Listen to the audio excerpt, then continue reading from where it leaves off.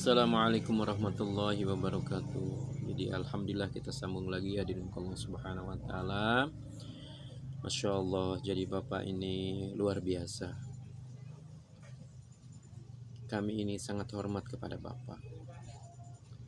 Saya adalah salah seorang anak yang paling dekat dengan Bapak. Saya sering duduk di samping Bapak ketika teman-temannya datang. Saya selalu mendengarkan pembicaraan mereka tentang perjuangan mereka, tentang susah payah mereka, dan lain sebagainya. Terkadang mereka berkata kepada saya, "Ngapain kamu anak kecil?" katanya.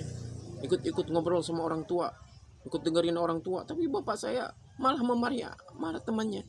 Dia bilang, "Kenapa kamu ngusir-ngusir anak saya? Biarin anak saya mau tinggal di sini, mau samping saya kayak mau apa kayak begitu." Itu bapak. Saya senang mendengarkan sandiwara Singapura pada waktu itu. Jadi memang namanya anak kecil, saya tahu memotong kuku, adab-adab memotong kuku itu dari radio Malaysia. Jadi di Lampung itu radio Singapura, waktu itu radio Malaysia berbahasa Melayu itu sangat jelas sekali. Sehingga lagu-lagu daripada orang-orang Malaysia seperti Syarifah Aini, Ahmad Dahlam, terus namanya banyak sekali, P. Ramli dan lain sebagainya, banyak saya hafal begitu. Dan saya senang sekali terhadap lagu-lagu itu begitu. Lagu-lagu Melayu itu kan beda dengan lagu-lagu Indonesia begitu kan. Itu saya mendengarkannya itu menjelang asar, itu radio sudah keras begitu, kuping saya ditaruh di deket radio. Itu bapak itu apa, teman bapak itu marah itu. "Wah," katanya, "kamu nyetel radio," katanya, "keras-keras," katanya. Tapi bapak bela saya. "Udah, kamu ngapain marahin anak saya? Anak saya itu kesukaan anak saya." Mungkin karena saya ini rajin bekerja, rajin ibadah dan lain sebagainya. Dan bapak itu bangga ketika saya mendapatkan ranking 1, ranking 2, saya diantarnya begitu kepada bapak dan sebagainya.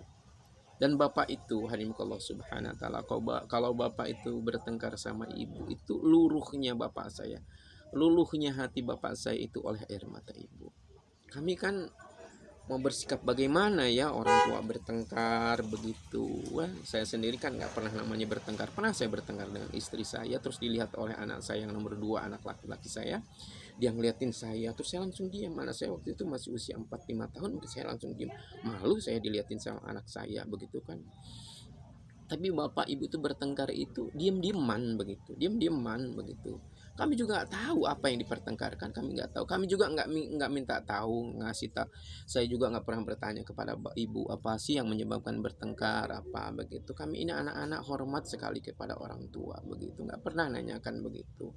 Tahu-tahu pagi hari entah waktu itu ada siapa ya, kayaknya yang lain sudah pada berangkat. Nah, ibu saya terus nangis di depan bapak saya. Terus kayak, "Emang mana ini, bagaimana ini, apa ini?" Saya kan nggak tahu gimana ya, pokoknya saya lupa lagi lah kata-kata ibu itu, sampai nangis-nangis. Saya bapak diam aja. Setelah itu akur lagi mereka. Beberapa kami mendengarkan ibu udah bertengkar dalam arti diam-diaman, ya luluhnya air mata, luluhnya kekerasan bapak itu dengan air mata ibu. Masya Allah. Jadi ya, terkadang saya ketika menghadapi permasalahan apa begini, saya teringat kepada bapak saya.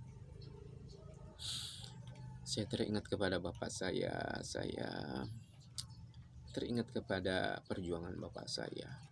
Dan kami anak-anaknya ini tidak pernah menyesal menjadi anak dari bapak. Walaupun dulunya kami itu hidup berkecukupan, punya inang pembantu, pengasuh, punya pekerja, kami layak hidup Masya Allah di gedung yang mewah lah untuk ukuran kala itu. Sampai akhirnya kami hidup di Lampung, makan kurang dengan tiwul, jagung pun kadang-kadang saya teringat dulu waktu saya itu ditinggalkan oleh bapak ke Kapling Breda, kan ngurusin Breda. Kakak saya juga ke sana. Kakak saya yang kedua kos di Poncowati. Kakak saya yang ketiga, yang laki-laki di atas saya, berangkat pagi pulang malam. Kami harus menggiling jagung. Kami giling jagung.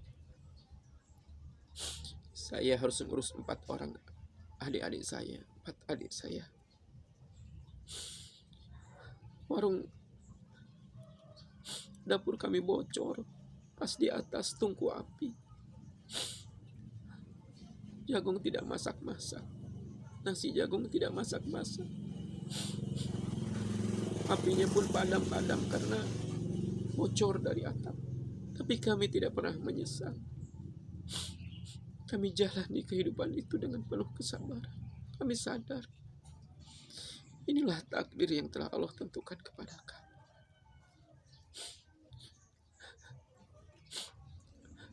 Kami menyadari bahwa ini adalah takdir dari Allah Subhanahu wa Ta'ala yang harus kami jalani. Kami tidak boleh berlama-lama mengenang masa-masa ketika kami masih punya harta benda. Kami tidak pernah menyesali keputusan Bapak untuk pindah ke Lampung.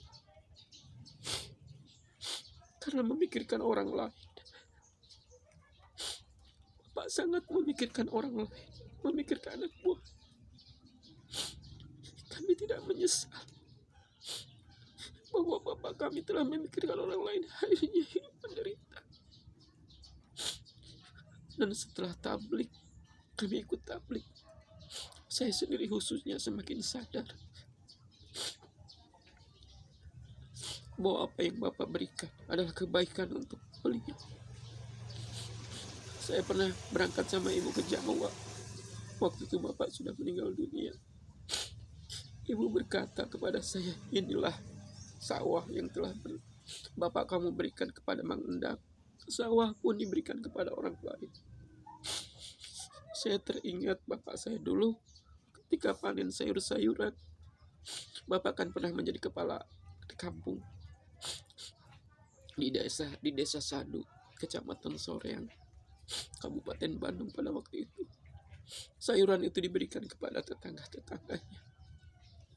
Kalau panennya diberikan saudara-saudaranya. Jarang Bapak itu panen seperti duku dan lain sebagainya dijual, tapi diberikan kepada tetangga-tetangga.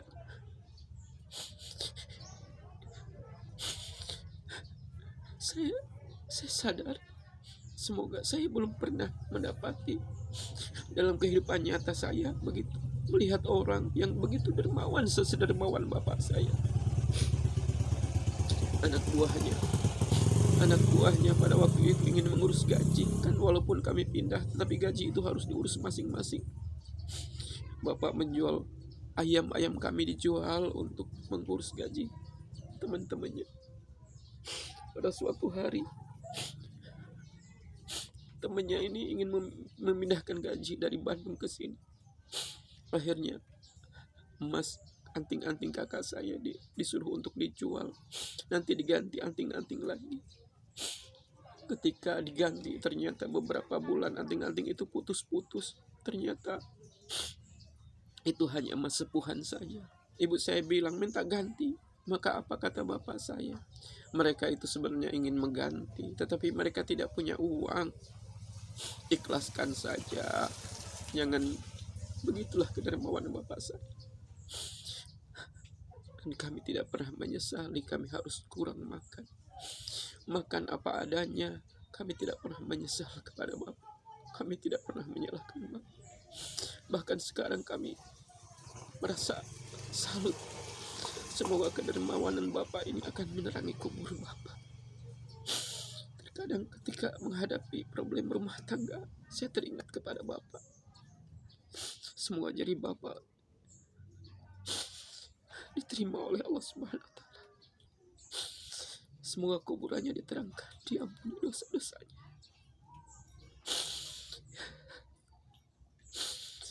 Jadikan kuburnya sebagai taman-taman surga. Ketika Bapak sudah tidak ada, walaupun saya dulu berbakti kepada Bapak, tetapi rasa cinta kepada Bapak itu terasa lebih lagi setelah Bapak meninggal dunia. Semoga diampuni dosa-dosa Bapak saya, disempurnakan seluruh amal ibadahnya, pahala untuk amal ibadah, diterangi kuburnya, dijadikan kuburnya sebagai taman-taman surga. Walau saya jarang ke pusara Bapak, tapi saya sering mengirimkan Al-Fatihah buat Bapak. Semoga saya termasuk anak-anak yang berbakti, yang dianggap oleh Allah sebagai anak yang berbakti. Dan setiap berdoa, saya tidak pernah melupakan mendoakan orang tua saya, khususnya bapak saya yang sudah meninggal dunia. Selagi orang tua kita ada, layanilah orang tua kita dengan baik. Bersikaplah manis kepada orang tua, dan jangan menyalahkan orang tua. Takdir kita sudah ditentukan oleh Allah Subhanahu wa taala, dan itu adalah yang terbaik buat kita. Semoga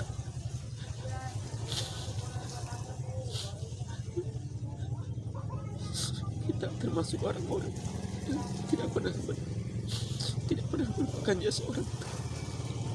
Tidak ada orang tua yang ingin menyengsarakan anak-anaknya. Tidak ada orang tua yang ingin mengharapkan anak-anaknya menderita. Bahkan saya sendiri selalu berusaha mendoakan keluarga saya, anak-anak saya, agar bahagia hidup dunia. Subhanallah bihamdihi, subhanakallahumma wa bihamdika, asyhadu an la ilaha illa anta, astaghfiruka. Assalamualaikum warahmatullahi wabarakatuh.